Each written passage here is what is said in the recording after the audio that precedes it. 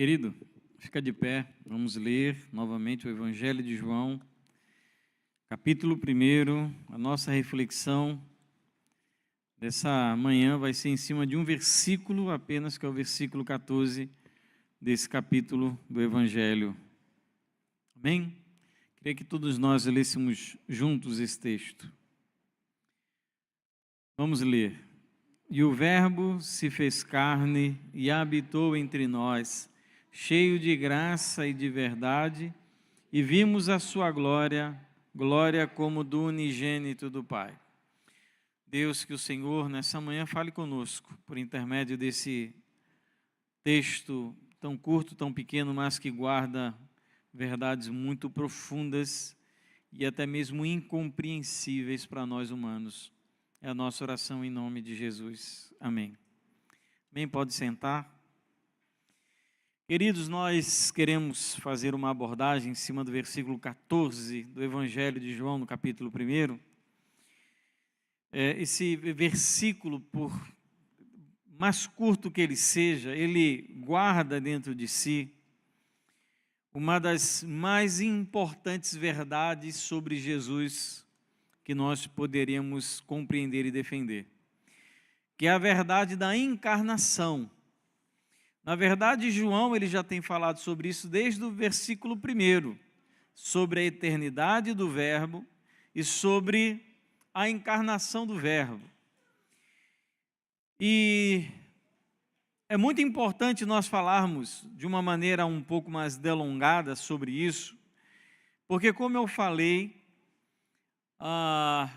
o assunto aqui no versículo 14, acerca da encarnação do Verbo que se fez carne, é um assunto de alta importância dentro do próprio cristianismo, por uma razão muito simples. Como alguém já disse, o cristianismo é Cristo.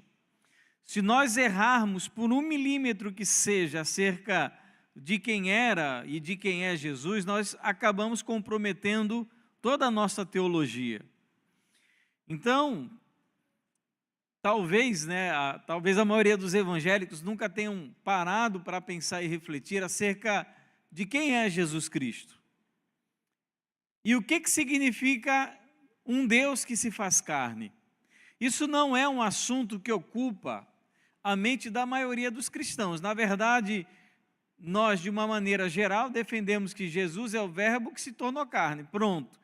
Mas a relação dessas duas naturezas, daquele que sempre existiu na eternidade, o Verbo, a palavra, daquele que se tornou carne, o Jesus, a gente muitas vezes não entende as repercussões que existem em você fazer tal afirmação, de que o eterno, o Deus eterno, ele passou em um momento da existência a revestir-se de um corpo humano, de carne.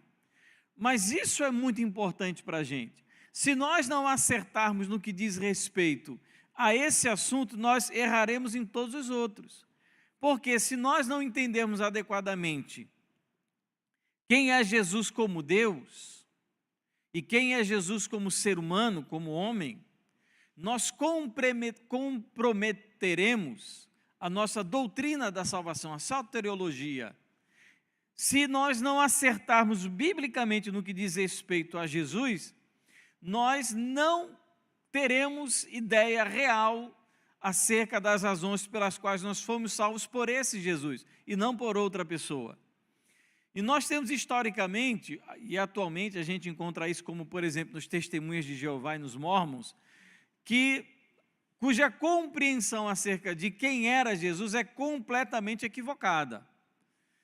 Então, nós precisamos acertar, entender e estudar bem o que diz esse texto. Então, nós queremos aproveitar esse versículo 14 de 1 João para lançar luz sobre um dos assuntos mais controversos e, ao mesmo tempo, importantes da fé cristã, a chamada duas naturezas de Cristo.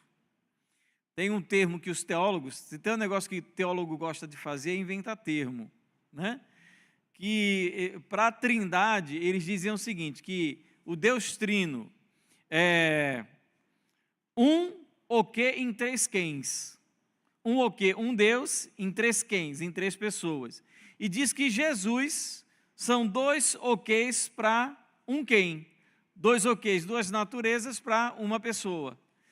Então, é algo profundamente desafiador. A gente não vai ter como fazer uma aula de teologia com base nas duas naturezas de Cristo, mas nós queremos falar aqui aquilo que é essencial. Nós devemos lembrar que quando João escreve seu evangelho, ele estava enfrentando o surgimento do chamado protognosticismo, que era aquela visão de mundo em que dizia que havia um Deus bom, que era puramente espírito, e havia um Deus mau que criou a matéria.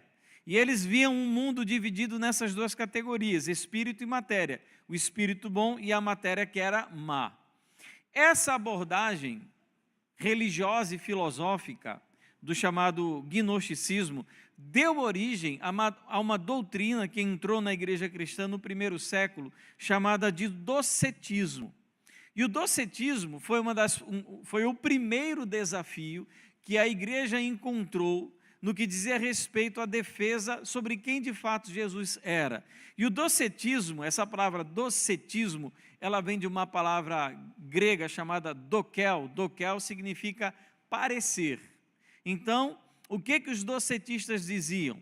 Lembra, o docetista, ele não poderia dizer que Jesus era de fato carne, porque carne é má, Jesus não era bom. Então, o que o doceta, ele dizia? O docetista dizia que Jesus só parecia ter um corpo humano, como se fosse um tipo de fantasma, mas na verdade ele não possuía uma carne como a nossa.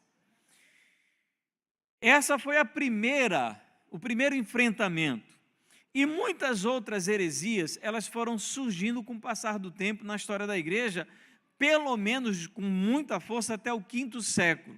Nós passamos pelo ebionismo, lá no segundo século, que negava a divindade.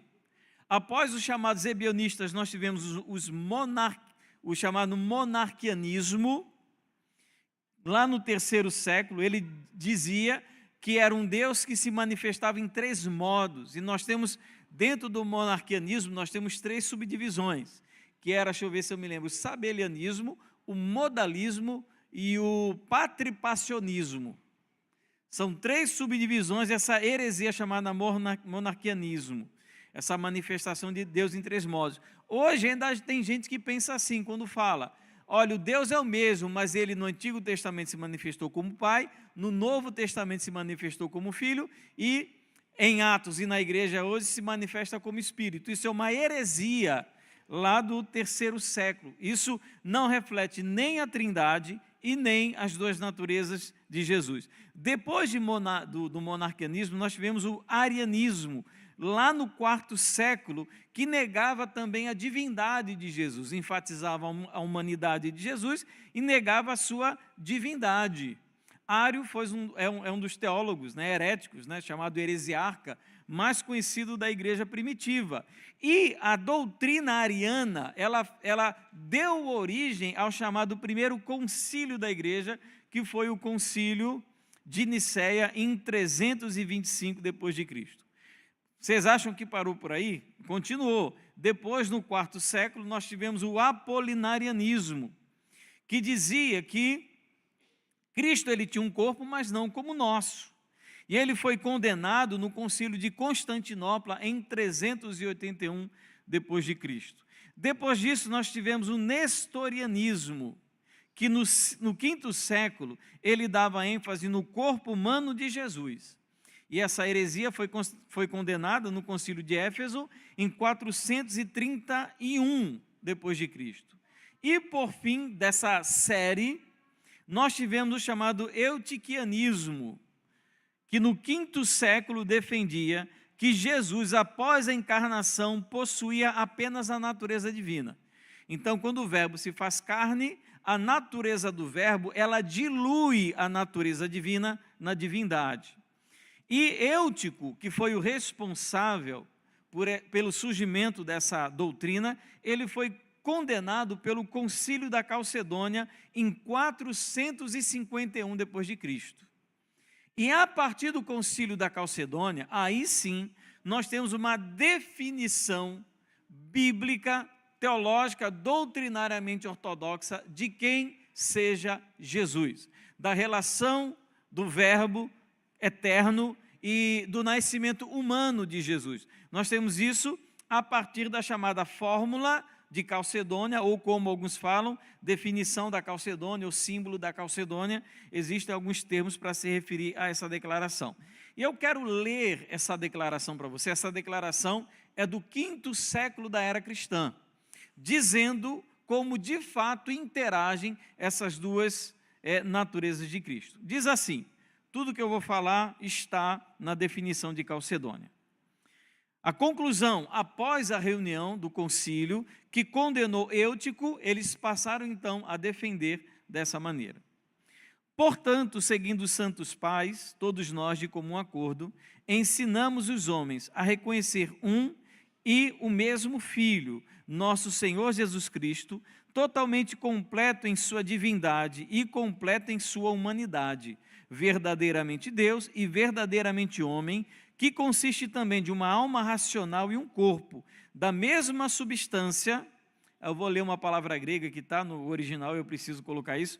Homoousios com o Pai, no que concerne a sua divindade, e ao mesmo tempo de uma substância conosco, concernente à sua humanidade, semelhante a nós em todos os aspectos, exceto o pecado, concernente à sua divindade, gerado do Pai antes das eras, ainda que também gerado como homem por nós e por nossa salvação da Virgem Maria.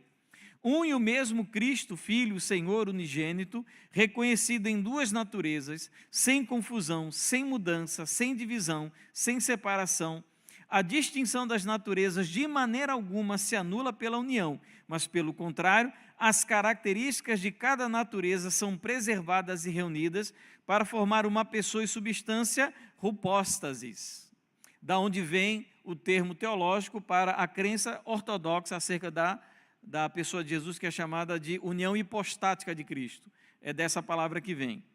Não partidas ou separadas em duas pessoas, mas um e o mesmo Filho e Deus unigênito, o Verbo, o Senhor Jesus Cristo, assim como os profetas dos tempos antigos falaram dele, o próprio Senhor Jesus Cristo nos ensinou e o credo dos pais foi transmitido para nós.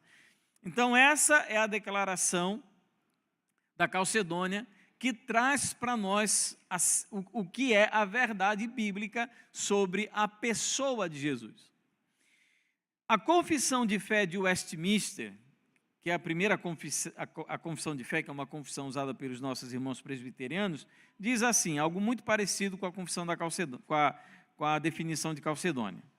O Filho de Deus, a segunda pessoa da Trindade, sendo verdadeiro e eterno Deus, da mesma substância do Pai, igual a ele, quando chegou o cumprimento do tempo, tomou sobre si a natureza humana, com todas as suas propriedades essenciais e enfermidades comuns, contudo sem pecado, sendo concebido pelo poder do Espírito Santo no ventre da Virgem Maria e da substância dela. As duas naturezas inteiras, perfeitas e distintas. Vocês percebem que o texto que a gente está lendo, ele diz que as duas naturezas estão unidas, mas elas não se misturam. Elas continuam distintas, mas estão eternamente unidas. A divindade e a humanidade foram inseparavelmente unidas em uma só pessoa, sem conversão, composição ou confusão. Essa pessoa é verdadeiro Deus e verdadeiro homem. Não é que Jesus seja 50% Deus e 50% homem. Ele é 100% Deus e 100% homem. Sem composição ou confusão, essa pessoa é verdadeiro Deus e verdadeiro homem, porém um só Cristo, o único mediador entre Deus e o homem. Definições doutrinariamente iguais, tanto a confissão da Calcedônia, tanto a declaração da Calcedônia quanto a confissão de fé de Westminster, elas são defendidas pela confissão de fé da Guanabara, de 1558. Se você não conhece a história da confissão de fé da Guanabara, que foi escrita aqui no Brasil, primeira confissão escrita em solo brasileiro, você precisa conhecer essa história. Dos mártires, os primeiros mártires evangélicos em solo brasileiro, que vieram aqui com a promessa de que desfrutariam de liberdade religiosa e foram assassinados após a escrita dessa Confissão da Guanabara. Uma história muito interessante. E também, essa mesma visão que nós estamos falando, dessas confissões de fé, também é defendida pela Confissão de Fé Batista de Londres, de 1689. Então, o que nós defendemos como igreja é atestado pela Bíblia e também atestado pela história da igreja, que tem aí séculos e séculos e séculos, tá certo? E por que é importante falar sobre isso? Dar essa orientação correta acerca da nossa crença, acerca de quem é Jesus. Ora, Jesus é o centro do cristianismo, e negar a sua plena divindade ou plena humanidade traz consequências para a salvação. Se eu digo que ele não era 100% humano, eu posso dizer o seguinte, olha, era muito fácil para Jesus obedecer o Pai, porque ele era divino, porque ele era mais divino do que humano. Então, por que eu não consigo obedecer a palavra, não consigo obedecer a Deus? Porque eu sou 100% humano. Jesus era 100% humano. E se eu digo, não, Jesus não era 100% divino, eu estou comprometendo a obra salvífica que foi perpetrada por aquele que era divino, que era eterno Verbo, que se encarnou. Então, nós precisamos ter muito claro isso em mente acerca de quem era Jesus. Mas o que João fala para a gente acerca de Jesus, da encarnação de Jesus? Versículo 14 é um versículo curto, e a maioria das pessoas conseguem decorar esse texto com facilidade. Diz assim: e o Verbo se fez carne e habitou entre nós. Então, a primeira declaração de João, no versículo 14, é que o Verbo se fez carne. Ele chama a atenção novamente para o Verbo, aquele que estava no princípio com Deus, que era Deus, estava no princípio junto com Deus, que fez todas as coisas, e sem ele nada do que foi feito se fez. Em um momento na história, esse Verbo, ele decide, cumprindo o propósito eterno do Pai, se encarnar. E é interessante a maneira como João escreve o Evangelho. Lembra que eu falei que João está combatendo uma heresia chamada ebionismo, uma heresia gnóstica. E ele não quer deixar dúvida acerca da natureza da encarnação. Quando João ele fala assim, e o Verbo se fez carne, ele poderia ter usado uma palavra grega, que é a palavra soma, que significa corpo, querendo dizer que Jesus ele possuía um corpo. Só que a palavra soma no grego, ela tem vários sentidos.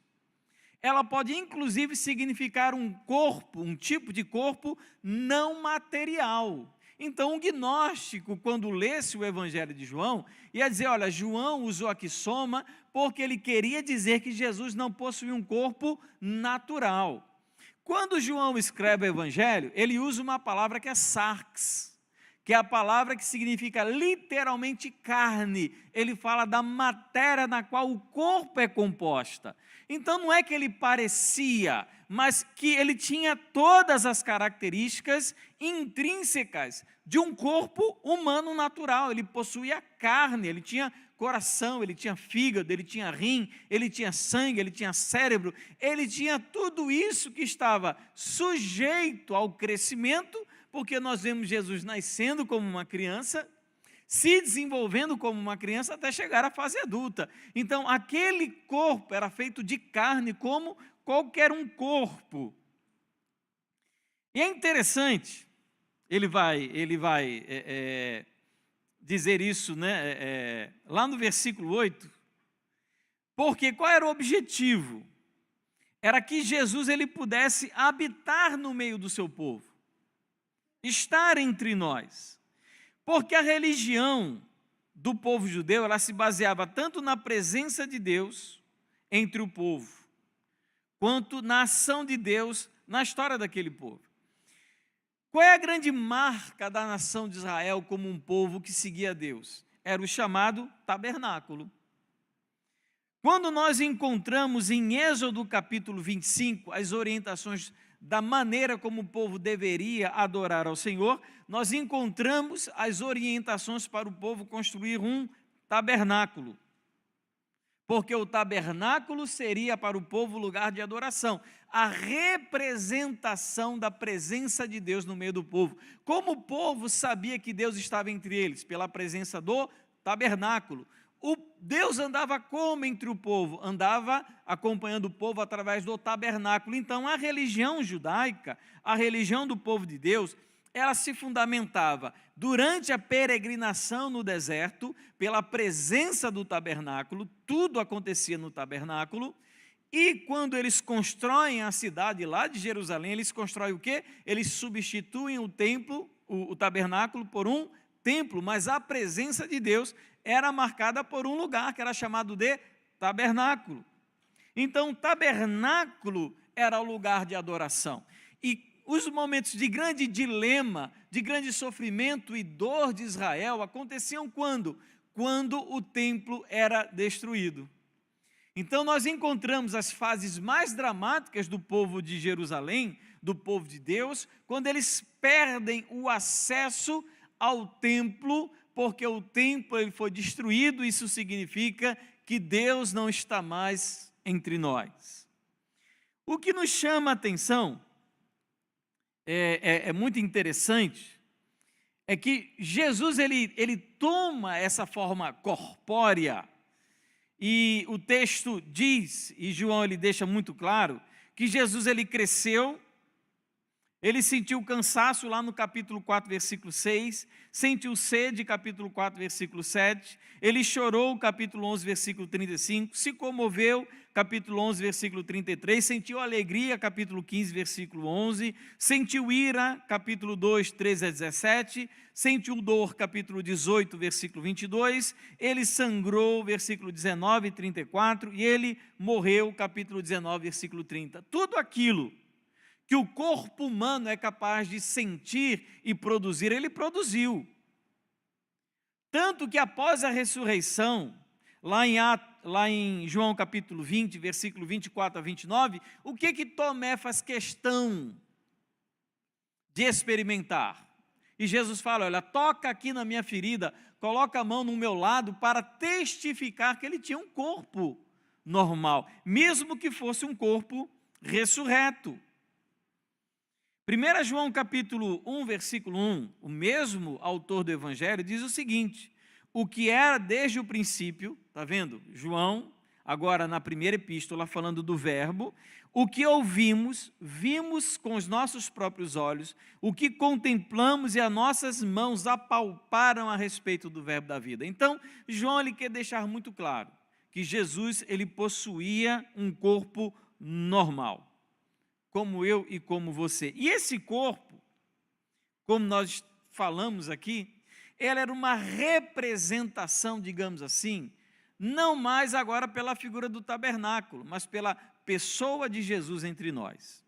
O texto diz, ele se fez carne e habitou entre nós. Olha como, queridos, é lindo quando você vai, de fato, estudar a palavra, estudar o Evangelho, se dedicar, ler, se inteirar. Essa palavra habitar entre nós, a palavra utilizada, que João utilizou propositalmente, é um verbo, eskenosen. Esse verbo significa literalmente armar um tabernáculo. O que ele quer dizer com isso? É que quando Jesus ele se faz carne, ele se torna naquele momento o tabernáculo de Deus entre os homens. Olha como isso é lindo. Quer dizer, aquele tabernáculo do Antigo Testamento, aquele templo do Antigo Testamento, que representava a presença de Deus entre o povo, agora é representado não apenas pela figura, pela sombra passada, pela promessa, mas agora se torna a presença real através de Jesus. Ele é o tabernáculo de Deus entre o povo. Aí, queridos, a gente fica chateado, né? Meio irado com os judeus, porque o texto diz que ele veio para o que era seu, mas os seus não receberam o Deus entre eles. Como diz alguns teólogos, né? Diz que Cristo tabernaculou, não é morou nem habitou, é tabernaculou. Ele de fato era o tabernáculo de Deus entre os homens. Aí a gente lembra de Jesus dizendo para os fariseus, destruam este templo e eu reedificarei em 3 dias. Qual era o templo ali? Onde estava a presença de Deus? Era no próprio corpo de Jesus, como de fato ele foi destruído e depois de 3 dias ele ressuscitou. Agora perceba que o fato de Cristo ter assumido uma forma humana, como um ato de grande humildade, não obscureceu em nada a sua divindade. Ele não se tornou menos Deus em nenhum aspecto. O ato da humildade em tornar-se carne não o tornou menos Deus, nem um pouco. O texto diz que ele estava cheio de graça e de verdade, porque Jesus não apenas estava pleno de toda a graça e verdade de Deus, mas por intermédio da sua vida a manifestava. Ele habitou entre nós, como tabernáculo e a presença do Senhor. Tem um texto que eu acho muito lindo, Apocalipse, após todos aqueles eventos trágicos da perseguição à igreja, das guerras, lá no final, quando diz que João está vendo a nova Jerusalém descer do céu. Gente, olha, perceba como isso é maravilhoso.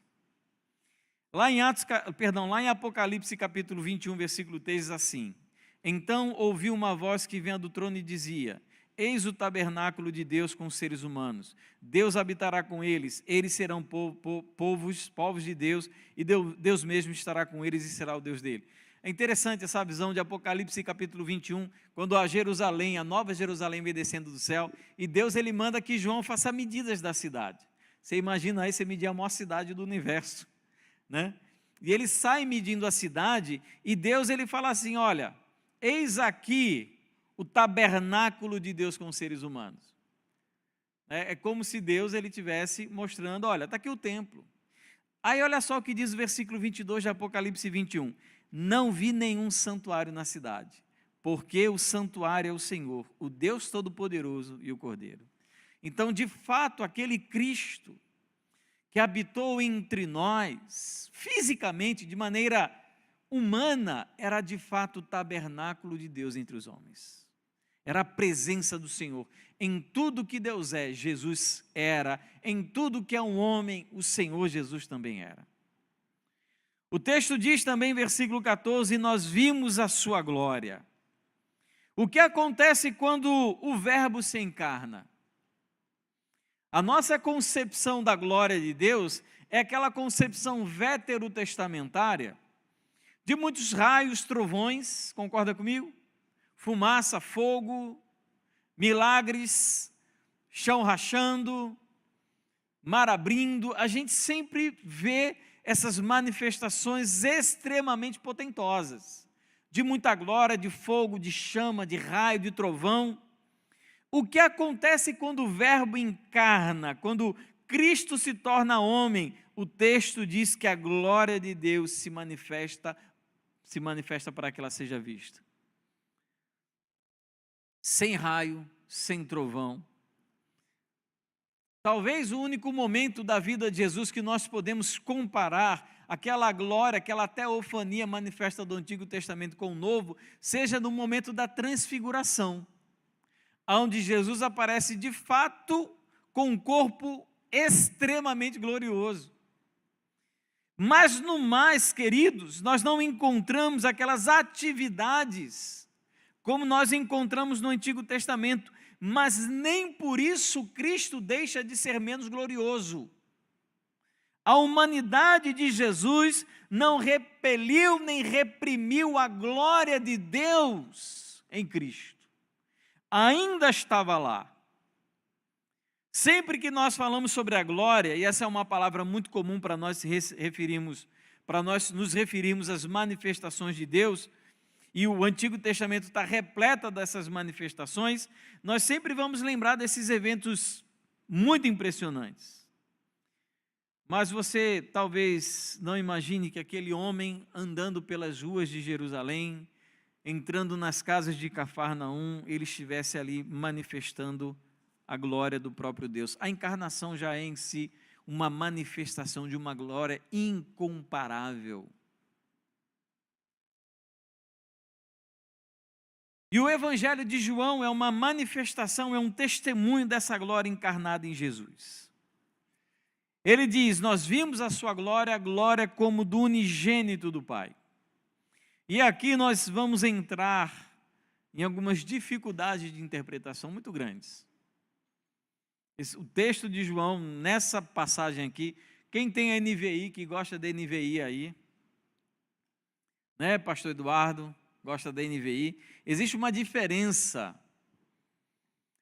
na tradução da NVI para, por exemplo, a Nova Almeida, como eu gosto de usar para pregar. Vai dizer assim no versículo 14: o verbo se fez carne e habitou entre nós, e vimos a sua glória, glória como a do unigênito do Pai, cheio de graça e de verdade. A NVI, ela vai mudar essa passagem para essa maneira. Olha aí, está vendo? Por que a NVI faz assim? Porque o grego está assim. No texto original grego, cheio de graça e de verdade, está no final da sentença. Mas isso quer dizer que esse texto esteja corretamente aí? Não necessariamente, é aí que nós temos uma dificuldade de interpretação. Para quem sabe um mínimo que seja de grego, existe um problema de concordância entre o substantivo, é um adjetivo, esse cheio de graça, essa palavra cheio, pleirol no grego, isso é um adjetivo. E nós não sabemos com qual substantivo esse adjetivo ele deve concordar. Se é com a palavra, se é com a glória ou se é com o Pai. Nós não sabemos com que ele concorda. Aí nós temos algumas traduções, alguma delas compromete a compreensão da glória do Cordeiro? Nenhuma delas. Estou dizendo isso porque eu tenho uma dificuldade na leitura do texto por conta disso. Mas veja só, existe uma questão aqui importante, que é essa questão do Filho unigênito, que, por exemplo, os testemunhas de Jeová vão dizer que Jesus era o primeiro que foi gerado, ou seja, em algum momento ele passou a existir, ele não é eterno. É isso que unigênito significa? Não é isso que unigênito significa. Unigênito, ele pode ter dois sentidos nesse texto. Primeiro, ele pode ser a tradução da palavra grega iarid, que é uma palavra que significa único, que é tomado no sentido de amado. Por exemplo, Hebreus capítulo 11, versículo 17, Isaac é chamado assim, de iarid, em hebraico, que é traduzido por agapetos, que é uma palavra grega que significa amado. A Septuaginta, que é a tradução grega do Antigo Testamento, não chama Isaac de primogênito ou unigênito, chama ele de amado, segundo a Septuaginta. O que isso quer dizer? Que quando o texto está chamando Jesus de unigênito, está chamando ele de amado, não do primeiro gerado, como se houvessem outros gerados após ele. Primeira possibilidade. Uma segunda possibilidade é a palavra monogenes, que é a palavra que nós traduzimos por unigênito, pode significar o único da sua espécie. Porque mono não apenas significa primeiro, também pode significar único. A palavra grega, então, mono, significa alguém que não pode ser comparado a outra pessoa, é o único da sua espécie, demonstrando que entre todos o filho desfruta com seu pai de um tipo de relacionamento incomparável, ele é único.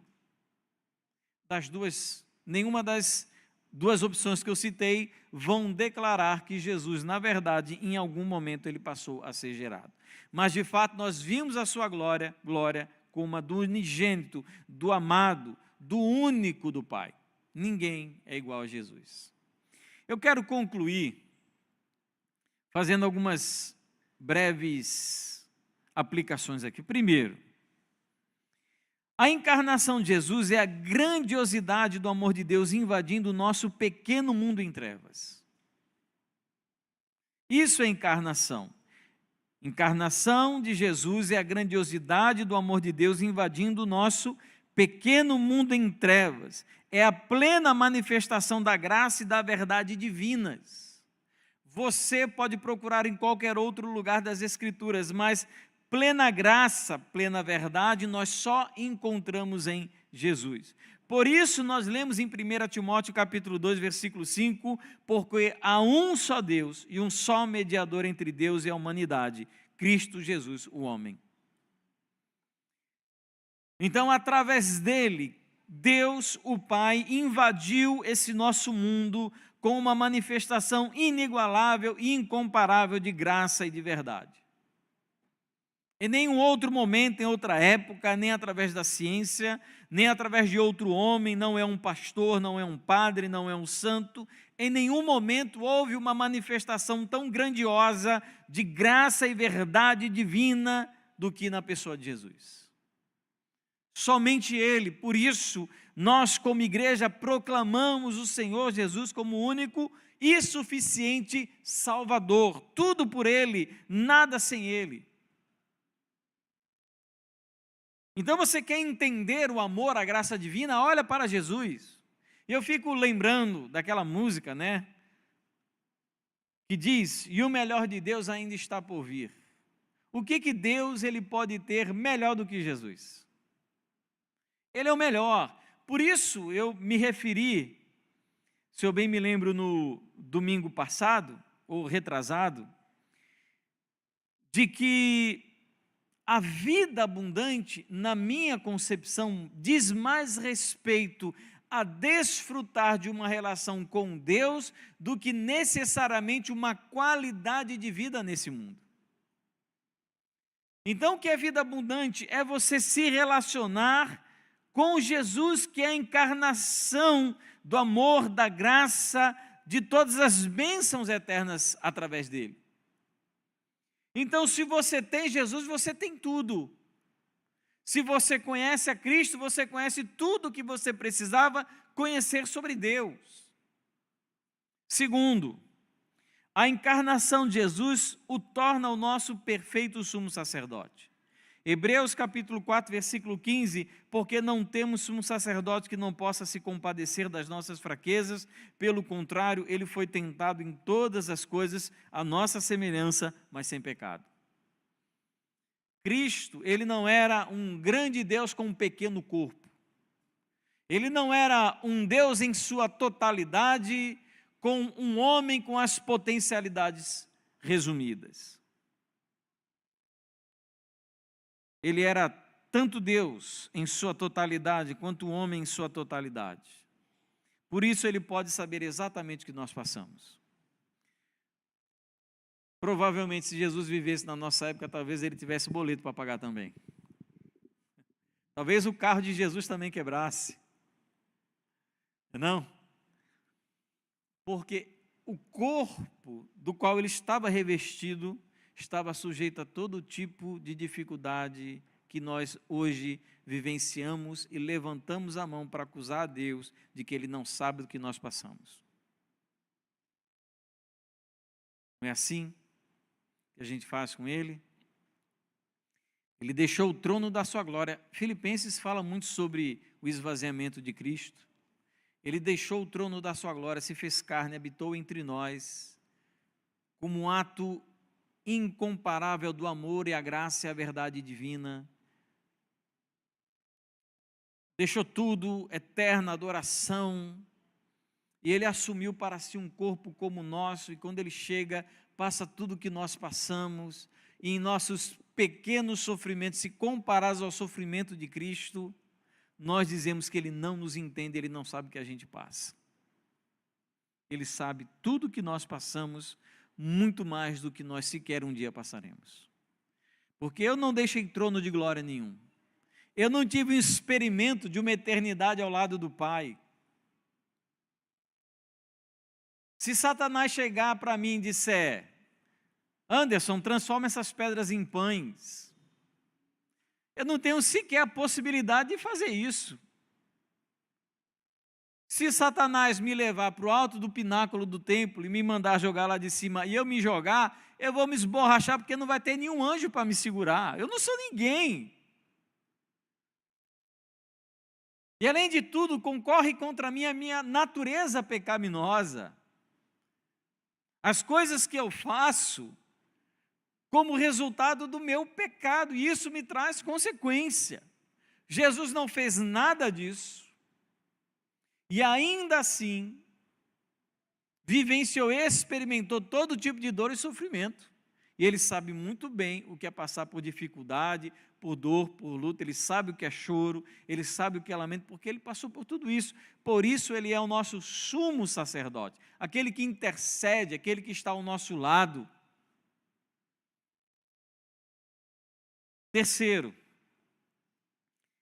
e último, como Cristo de fato viveu neste mundo como um homem qualquer, é possível imitá-lo. De fato, Cristo ele viveu como qualquer um de nós. Por isso, lá em João, no chamado lava-pés, na última ceia, ele se despe da sua roupa de rabi, coloca uma túnica de escravo, coloca água numa bacia, coloca sobre o seu braço uma toalha e começa a lavar os pés dos discípulos. E após isso ele diz: eu fiz isso para que vocês sigam o meu exemplo, para que vocês imitam o que eu fiz. Então, amados, se Cristo viveu de maneira sábia, como luz, nesse mundo em trevas, é possível ser isso também. E isso talvez seja para nós o maior dos desafios. Então, eu preciso ser Jesus no meu casamento. Eu preciso ser Jesus no meu trabalho. Eu preciso ser Jesus na minha vizinhança. Eu preciso ser Cristo na minha casa. Eu preciso agir como Ele agiu em toda a minha vida. Eu preciso ser. Por quê? Eu tinha um amigo, eu não lembro quem era, um irmão em Cristo, há muitos anos atrás, eu era novo convertido, e a gente devia estar numa aula de escola bíblica, alguma coisa assim, e o tema era sobre perdão, e Jesus e o professor falando para a turma, né, porque Jesus ele perdoou na cruz aqueles que o matavam. E lançou a pergunta para nós, né? E aí? Vocês conseguem perdoar todas as pessoas que fazem mal para vocês? E o irmãozinho em Cristo estava sentado e disse assim: mas Jesus é Jesus, né? É como se ele dissesse: eu não tenho essa responsabilidade porque eu não sou Jesus. Você é. No sentido de que você tem a mesma potencialidade como ser humano que ele tinha. Porque um detalhe, irmãos, e isso é muito importante para compreendermos quem era Jesus e quem somos nós. Nós, quando falamos de humanidade, nós sempre lembramos do pecado, concorda comigo? Jesus era humano? Era humano. Ele tinha pecado? Não tinha pecado. Por quê? Porque a natureza humana não é o pecado. Nós somos uma distorção da natureza humana. Você quer entender a verdadeira humanidade? Não olhem para os homens, olhe para Jesus. Ele sim é o aspecto principal, essencial daquilo que é ser humano. Nós sabemos que somos falhos, incapazes de viver sem pecar, mas é possível lidar com as nossas dificuldades, porque Jesus, ele vivenciou cada uma delas. Então nós precisamos viver como Jesus viveu, porque ele viveu como nós, como qualquer um de nós. Então falar sobre perdão, falar sobre amor, falar sobre respeito, falar sobre graça, falar sobre evangelismo, falar sobre compaixão, falar sobre arrependimento, falar sobre disponibilidade no reino, falar tudo isso para nós deveria ser muito fácil, porque nós somos como o nosso mestre. Ele viveu e nós também devemos viver. E a gente nesse momento então tem que se questionar: o que eu tenho feito que não está de acordo com o mestre Jesus? Porque ele se fez carne e ele habitou entre nós, carne como qualquer um de nós. Fez tudo o que nós fazemos, sem entretanto pecar. Comeu, bebeu, teve que tomar banho, mamãe Maria teve que tocar a fralda daquele menino, correu, caiu, se machucou, como qualquer um de nós. Cresceu, se tornou adulto, como qualquer um de nós. Nós precisamos viver Jesus porque ele viveu como nós. É possível e que Deus ele nos dê essa graça. Feche seus olhos e vamos orar ao Senhor.